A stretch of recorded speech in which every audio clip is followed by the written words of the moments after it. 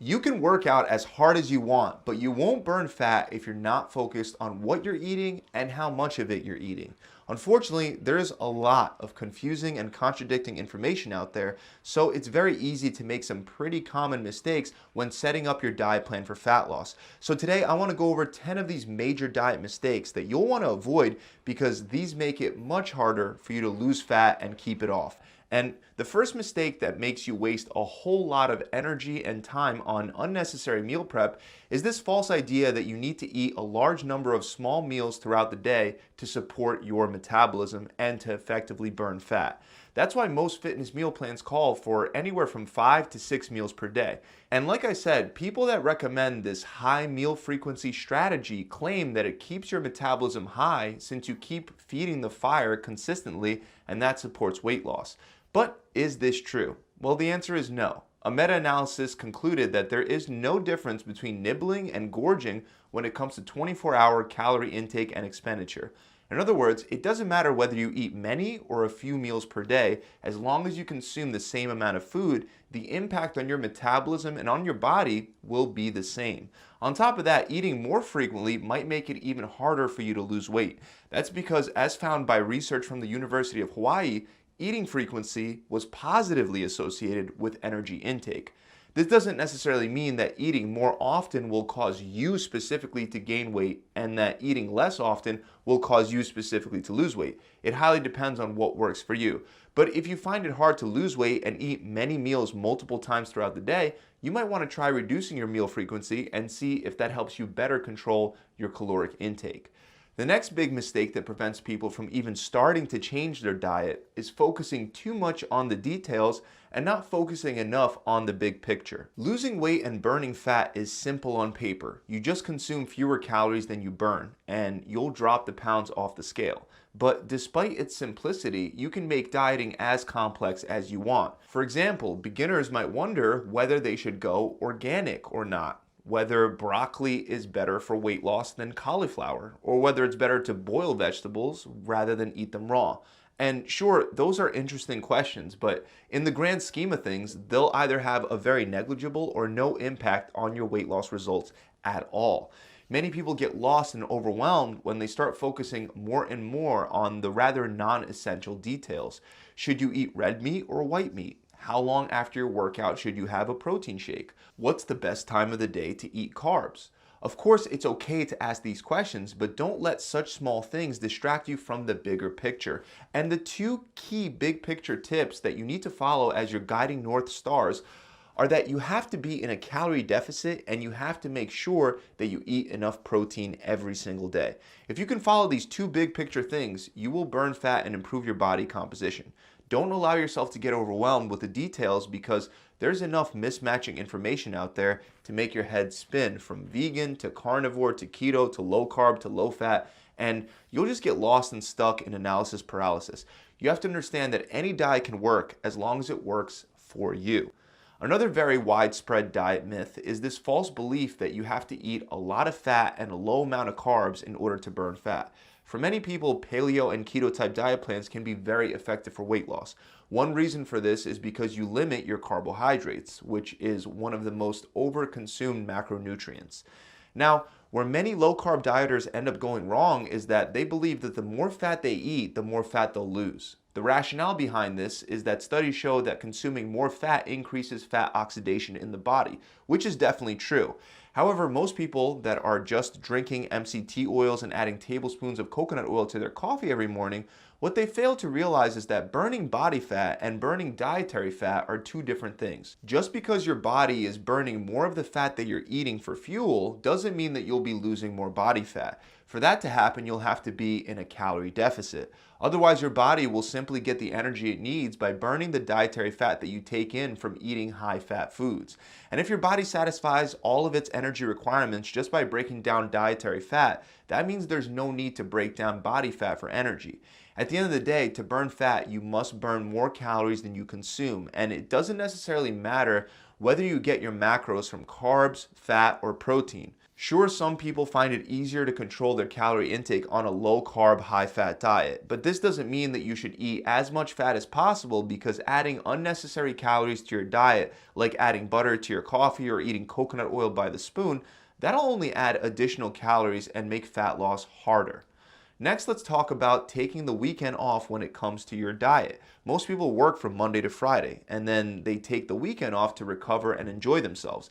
And this extends out to their diet. While this can work very well if you're following a structure to balance your calories, it can also completely backfire, especially for most people, since they're cycling their calories blindfolded without knowing what they're actually aiming for. You see, even though you do have to be in a calorie deficit to burn fat, it doesn't matter if you're in a calorie deficit on any one particular day. Instead, it's about whether you're in a calorie deficit over the long run. By letting yourself go on the weekend, it's very likely that you'll end up undoing the calorie deficit that you created by following a clean dieting approach throughout the rest of the week.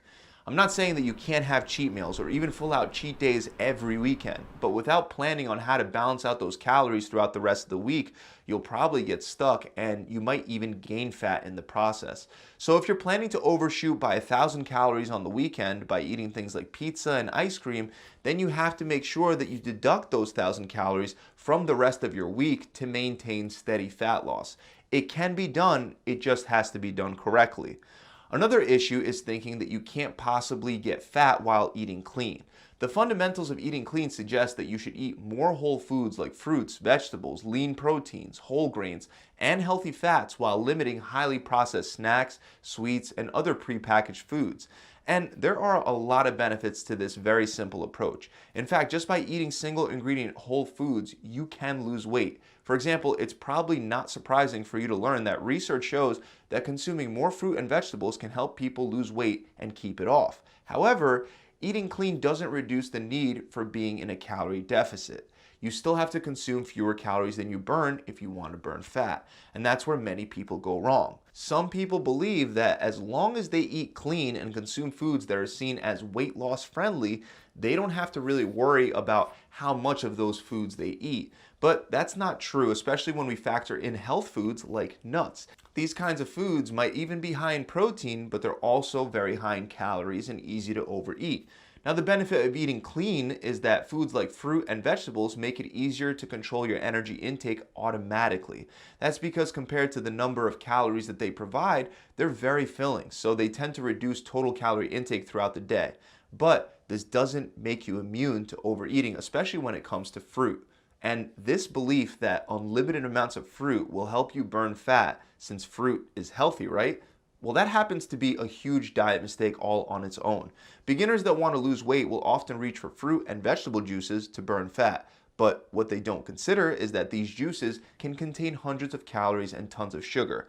It blows my mind when clients pack a blender full of fruit alongside with a tiny bit of vegetables, and they drink that thinking that all that sugar is going to help them lose weight just because the fruit is healthy.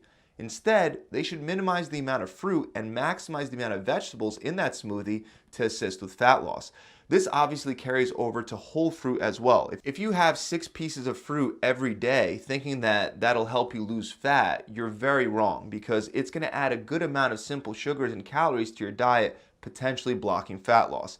This can be applied with other clean foods too. And the bottom line is that eating clean can assist with weight loss because it'll usually help you consume fewer calories. But if you eat too much clean food, you're going to push yourself out of a calorie deficit, and that'll prevent you from burning fat. This is actually why another common mistake is guesstimating your portions and not tracking your calorie intake. Now, I think it's very important for everyone to get to the point where they don't have to track calories, and they just have more of a natural intuition based on past experience. However, if you're not familiar with nutrition labels or you've never tracked your calories and macros beforehand, it's very easy to underestimate how many calories you eat and how many calories you burn. So if you don't track your food intake, you might think you're in a calorie deficit even though you're not. For example, studies report that participants significantly underestimate how much they eat and can underreport their calorie intake by as much as 2,000 calories per day. So it's better to track your calorie intake by weighing your food and putting it into an app like Chronometer or MyFitnessPal. That way you'll know how many calories you're actually consuming.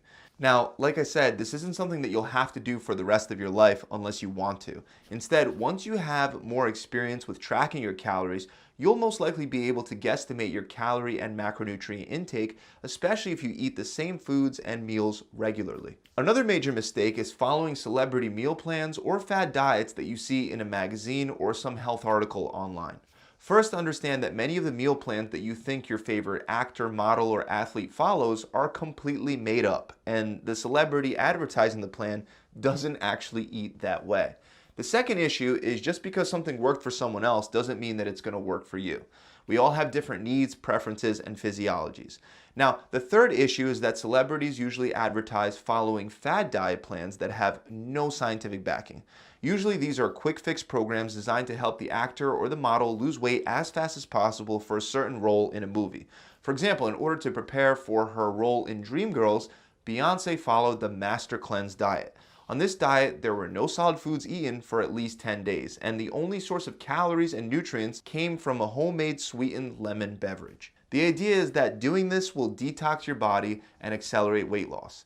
Unfortunately, there is little to no evidence that cleanses and detoxes work. In fact, they most likely don't. And this Beyoncé Master Cleanse diet is actually terrible for your health and for your body composition for many reasons, including the fact that you'll be taking in almost no protein, which means that a large chunk of the weight that you do lose will be in the form of muscle mass. This is also without mentioning how unsustainable this type of a plan is. So stay away from fad and celebrity diet plans. The next mistake is not drinking enough water and other zero-calorie beverages. I'm not going to spend too much time explaining the benefits of avoiding all the extra calories and sugars that come from sweetened beverages like sodas and fruit juices. Instead, I want you to understand that drinking enough water by itself can help you reduce your calorie intake just by what it does to your stomach. Research shows that people that drink mostly water consume on average 9% fewer calories per day compared to those that don't. And obviously, aside from the fact that you're less likely to consume energy-dense beverages like soda, beer, or juice, drinking water triggers the stretch receptors in your stomach, which sends a signal to your mind that your stomach is already partially full. That on its own helps with hunger management. So if you're not drinking enough water and other non-caloric beverages throughout the day, you're making it much harder to maintain a calorie deficit. Finally, the last mistake that I alluded to earlier, as well as in previous videos, is not eating enough protein. Eating enough protein should be the centerpiece of almost any diet plan that's designed to help you burn fat. This is because if you don't, it makes it much harder to maintain a calorie deficit since protein is the most satiating macronutrient. By not taking in enough protein, hunger hormones like ghrelin will be elevated, which will stimulate your appetite. A simple demonstration of this can be observed in a study that looked at what would happen when participants raised their daily protein intake from 15% to 30% of their total daily energy intake. The results showed that they automatically consumed 440 fewer calories per day, which led to an average weight loss of 11 pounds in 12 weeks just by eating more protein. Now, aside from how satiating protein is, getting enough protein is also necessary for you to maintain muscle mass on a diet. And maintaining muscle isn't only beneficial for your appearance, but it's also very important for long-term health and for your body composition. So those are 10 major diet mistakes that you want to look out for if your goal is to burn fat. I hope you enjoyed this video. If